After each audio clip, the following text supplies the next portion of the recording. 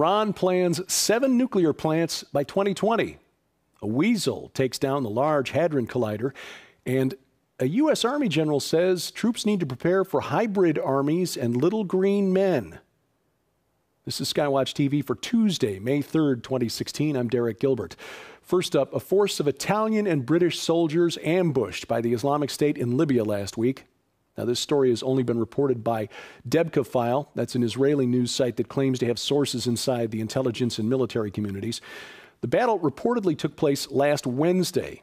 IS forces reportedly hit a convoy of Italian Marines, British Special Forces, and Libyan troops. Italians were among the killed and wounded. No word on British casualties. But neither the government of Italy nor the UK has confirmed this story. Debka File says it's because they put a blackout on this news. Debka's been reporting for weeks that Western governments, including Germany and the United States, are planning an invasion of Libya to keep its oil fields out of the hands of the Islamic State. The Washington Post is reporting that Israel, Egypt, and Hamas have reached an agreement, an alliance of sorts, against the Islamic State.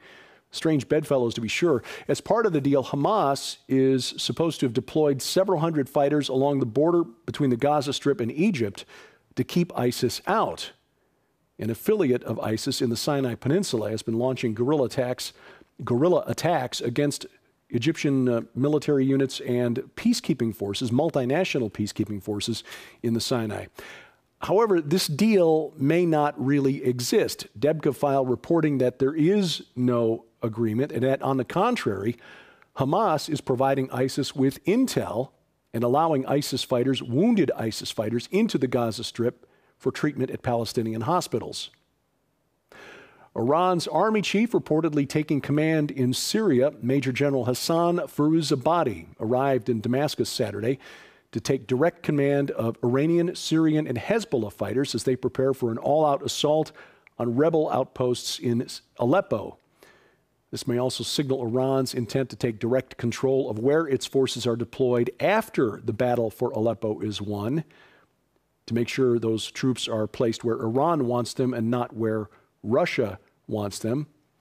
One possible location, of course, southern Syria, across the border from Israel along the Golan Heights. Iran also looking to its energy future. The government spokesman said it plans to build 7 new power plants, or 7 total nuclear power plants, by the year 2020. Spokesman said on Friday that besides the Bushehr plant, which we already know about, and 2 others under construction, 4 more would be built in the next 4 years. But I just have to wonder, after the Fukushima disaster, is it really wise to build nuclear plants in a country that is divided by a geological fault line? Now, speaking of ideas that don't quite seem right to my non-scientific mind, Australia has just announced a plan to eradicate an invasive species of carp, the European carp, from its largest waterway by releasing a virulent strain of the herpes virus into the water. The program will cost more than $11 million US, that's $15 million Australian. The virus is reportedly harmless to humans and animals, but it causes kidney failure and skin lesions in the carp. Now, this is a problem in Australia. This European carp is called the rabbits of the waterways for how quickly it breeds and spreads, and Australia loses about $500 million Australian per year. That's about $380 million US due to their uncontrolled spread through the rivers. But officials haven't deployed the virus yet because they're still trying to figure out what to do with all of these dead carp once they do. Ideas include fertilizer, pet food, or just burying the dead fish in mass graves. But still, herpes? Now, I've got a great idea for a cheap ornamental ground cover that will help stop soil erosion. It's called kudzu. Conspiracy theorists have looked at the Central Intelligence Agency for years with suspicion, and often with good reason. But in the 21st century intelligence community, the work that the CIA used to do has very possibly been handed over to a private contractor. In fact, this happens so often that The CIA has apparently been turning over work to contractors that is illegal for them to do so. Things like covert operations and protective security overseas. By law, that work must be done by CIA employees. Well, the CIA Inspector General has released a report, audited the agency, and reviewed contracts with its independent contractors. These are often retired CIA agents who are picking up extra money or making a living by selling their services back to the agency they used to work for. The OIG report said that the use of independent contractors by the National Clandestine Service within the CIA is so widespread that it gives the appearance of an employer-employee relationship, which is a violation of CIA regulations and federal law. But sadly, this isn't a surprise. Back in 2007, on my daily secular radio talk show, I interviewed an expert in intelligence outsourcing, Dr. R.J. Hillhouse. And by the way, Dr. Hillhouse is the one who broke the story 5 years ago, that the killing of Osama bin Laden didn't happen the way we've been told. And for example, that OBL was actually turned in by a walk-in informant, that Pakistani intelligence was sheltering Osama bin Laden, and that the Saudi government was paying Pakistan for them to do so, and that Pakistani generals were actually in on the hit. Yeah, she broke that story in 2011.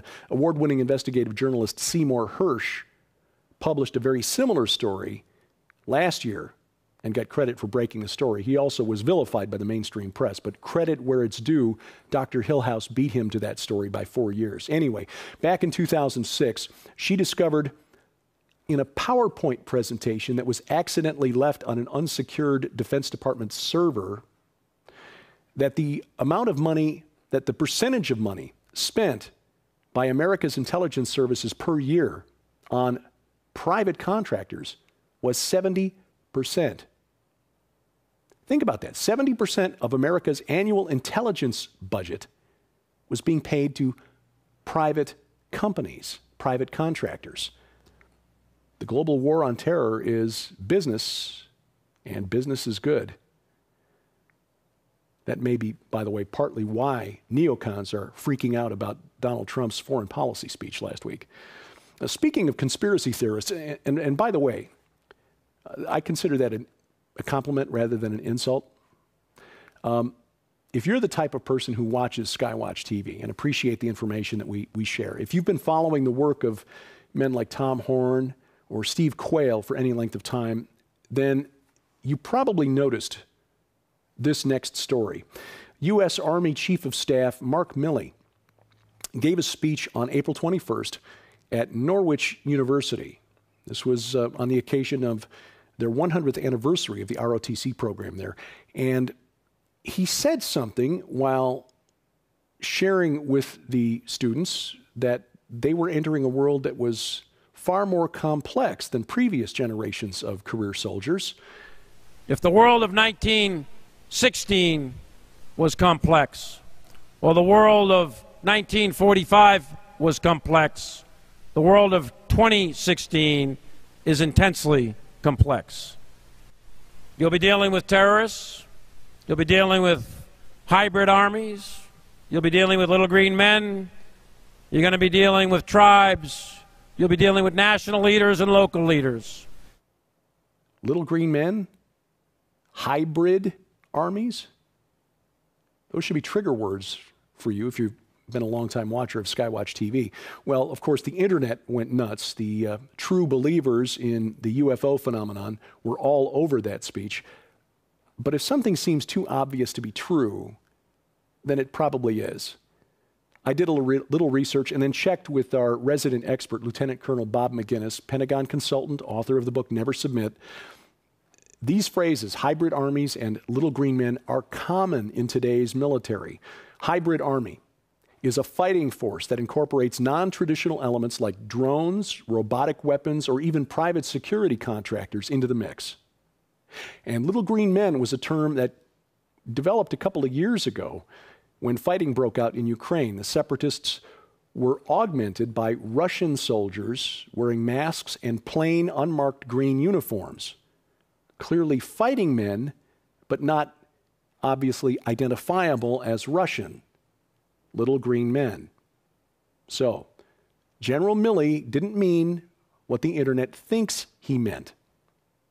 Now, having said that, it doesn't mean that the super soldier concept isn't a real thing. In fact, that's the topic of Colonel McGinnis's next book, Transhumanism and Super Soldiers, coming later this year from Defender Publishing. Now, if it wasn't enough that the United States government is spying on us, billboards, commercial enterprises are also tracking our movements in order to find out everything they possibly can about us. New York Senator Chuck Schumer, in fact, is calling for a federal investigation into an advertising company's use of so-called spying billboards. The program is called Radar. It's a project run by Clear Channel Outdoor America in partnership with other companies, AT&T, some technology firms. They track mobile phone movements, traffic patterns, and behaviors throughout the day, analyzing data on the direction of travel, billboard viewability to people in certain areas, and then subsequent visits to specific locations. This data is crunched, analyzed, mapped against the company's billboards, and then that data is used to sell ad placement on billboards to companies with products to sell. Now, Clear Channel says that this data is aggregated and anonymized, no personal information collected, to which I say, yeah, right.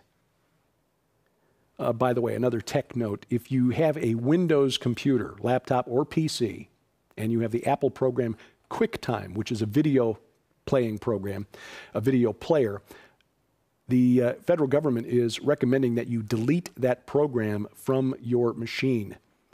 Apple developed it, rolled it out for Windows and its own Macintosh computers years ago, but it hasn't been updating the Windows version for like the last 10 years, in spite of two very well-known security vulnerabilities that can allow a hacker to take control of your machine. So again, if you have a Windows machine and you have the QuickTime video player installed, delete it. A miracle in Chicago, possibly. Thousands of Orthodox Christians are flocking to a church in the city's southwest suburbs. An icon of John the Baptist at Assumption Greek Orthodox Church in Homer Glen, Illinois, is apparently exuding a sweet-smelling oil. According to the Chicago Tribune, the oil seeps from the icon's halo, wings, hands, and beard. The oil is collected in a reservoir of cotton at its base, and then saturated cotton balls are sealed in plastic bags and handed out to parishioners. Over 5,000 samples so far. And some are attributing miracles to the oil. One claims her cancer was cured, another claims a blocked artery was opened. Even the parish priest, Reverend Sotiros Dimitriou, who suffered frequent blackouts due to nerve damage, says that he's not suffered blackouts since the oil started and has quit taking his medication. We've talked a lot about the Large Hadron Collider here on Skywatch TV. That's the big atom-smashing device at CERN in Switzerland, and we've talked about its real purpose, speculated about the reason for the creepy statue of Shiva out front. That's the Hindu god called the Destroyer. Of course, the Destroyer is the translation of the Hebrew word Abaddon, the name of the king of the pit that emerges in Revelation 9, Apollyon. We've also learned something very important about CERN and the Large Hadron Collider last week, and that is, just like the dinosaurs, this atom-smashing trans-dimensional engine of doom is no match for a small, furry mammal. A weasel somehow got into a transformer that powers the device on Friday, bit into a power cable, pop went the weasel, and the LHC went offline. It will be offline at least through the end of this week. Now, this week on Skywatch TV, the aforementioned Mr. Quayle is our guest with a fascinating discussion about his new documentary film, True Legends, The Unholy Sea, Vatican cover-up of pre-flood civilization. That's the topic. You'll see Skywatch TV 4 places tonight: the Victory Television Network, WGGN TV in Sandusky, Ohio, WLLA TV in Kalamazoo, Michigan, and Coast to Coast on the Christian Television Network, tomorrow on the Cornerstone Network, and then Saturday on the Victory Television Network and Christian Television Networks again. And remember, you can check times and stations for Skywatch TV anytime by logging on to skywatchtv.com and then clicking that link in the top menu bar for channel listing. And of course, the program is available now at your convenience at the Skywatch TV channel on Roku. If you have a Roku account and have not yet added the Skywatch TV channel, it's a very simple thing to do. Complete instructions at skywatchtv.com/Roku. The Rocky Mountain International Prophecy Conference is sold out, so we're bringing it to you via live video stream. 32 presentations from 25 speakers over the span of 2 days, and all of those presentations archived for 6 weeks after the conference. For more information about the packages and to sign up, log on to prophecywatchers.com. Month of May is the month of Mother's Day, and our thank you for your financial support during the month of May. Gifts suitable for your mom. 2 books that she'll find very useful: Survive the Unthinkable, A Woman's Guide to Preparedness, and Favorite Family Meals, as well as a beautiful personal journal for mom, that alone a $20 value, and a beautiful mug that she can use for her Mother's Day coffee or tea, whatever she prefers. Again, all of those, the books, the journal, and the mug, we will send those to you for your donation of $20 or more while supplies last during the month of May. To donate, log on to skywatchtv.com/donate, and thank you from Skywatch TV. You can also help us just by clicking your mouse. Click share, click like, click subscribe at these places on the web. And when I get motivated to post something, I do it here: Facebook, Twitter, my website. And if you have comments or questions for us, please send those to dgilbert@skywatchtv.com. And thank you for watching as we keep watch. I'm Derek Gilbert, and this is Skywatch TV. Save nearly half off the cover price when you subscribe now to the brand new Skywatch TV magazine. For a limited time from April 24th through June 24th, 60 days only, a 5-year subscription to Skywatch TV magazine is just $99. That's more than $75 off the cover price, which is like getting 2 years for free. Exclusive content, articles on prophecy, discovery, and the supernatural from Tom Horn, Chris Putnam, Josh Peck, science updates from Sharon K. Gilbert, geopolitics from yours truly, and guest writers like Pulitzer Prize-nominated journalist Troy Anderson, renowned Bible scholar Dr. Michael Heiser, Pentagon advisor Lieutenant Colonel Bob McGinnis, and more. But there is more. As an early subscriber, you'll be the first to get this new book from Defender Publishing. I predict what 12 global experts believe you'll see by 2025. This is a $20 value and includes best-selling authors like Joel Richardson, Mark Biltz, Carl Gallups, Tom Horn, Paul McGuire, and more. Find out what they think about the coming war between ISIS and the Vatican, the future of the Temple Mount and the Ark of the Covenant, a worldwide manifestation of angels, and the coming age of human hybrids. And we'll also add this DVD, The Best of Skywatch TV 2015, a $25 value, including our most compelling interviews from last year, including Chuck Missler, Steve Quayle, the discussion of the Georgia Guidestones with Chris Pinto, and more. All of this together worth more than $200, yours now for just $99, but only through June 24th. Subscribe now, Skywatch TV Magazine. Just call the number on your screen or log on to skywatchtvstore.com.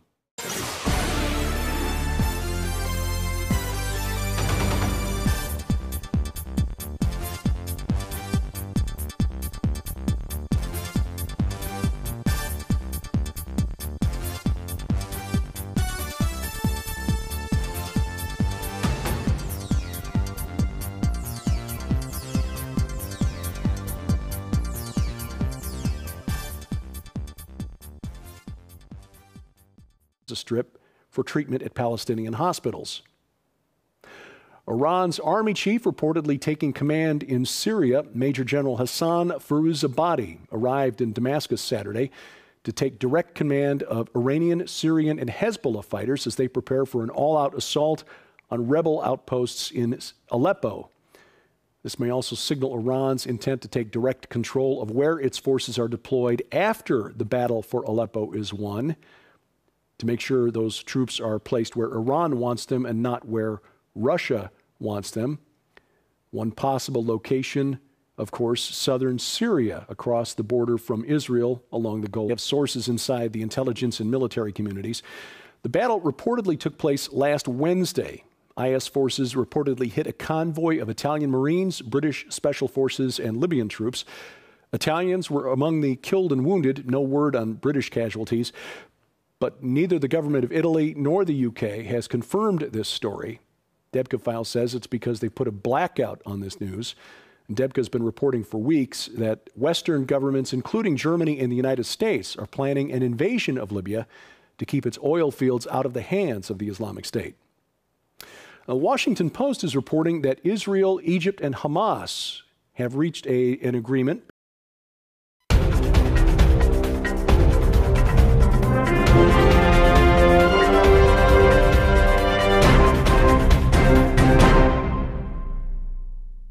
Iran plans 7 nuclear plants by 2020.